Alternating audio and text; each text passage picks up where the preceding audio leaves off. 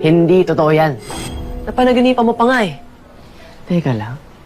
Ibig sabihin ba, kapag napanaginipan ako ng crush ko, in love na rin siya sa akin? Diyan na kadakot ko rin. Oh, kayo talagang mga kabataan kayo. Pangit ng pananaw niyo sa pag-ibig.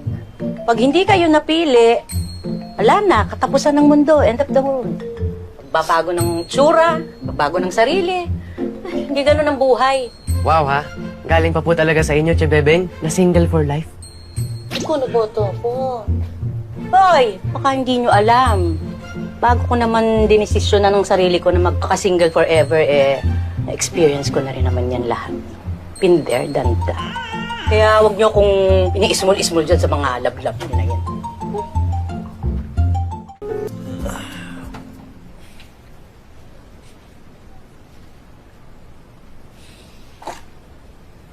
Suy, ano nang ngiti mo ah? Kausap mo crush mo, no? Oo nga kuya, kachat ko na siya ngayon. Naks, level up ah.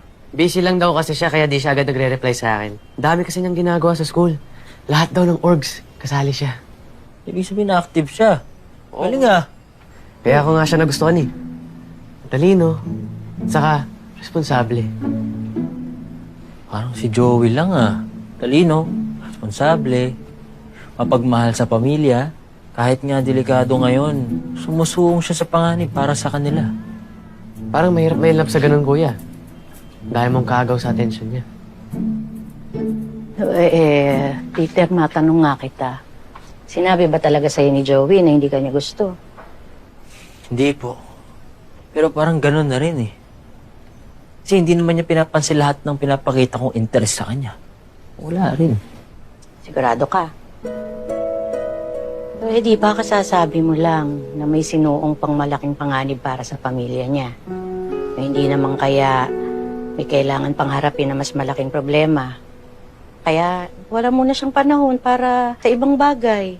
Kaya ito ha, kayong dalawa, makinig kayo. Lagi-lagi niyong tatandaan na ang taong tunay na nagmamahal, hinding-hindi mapapagod kailanman maghintay.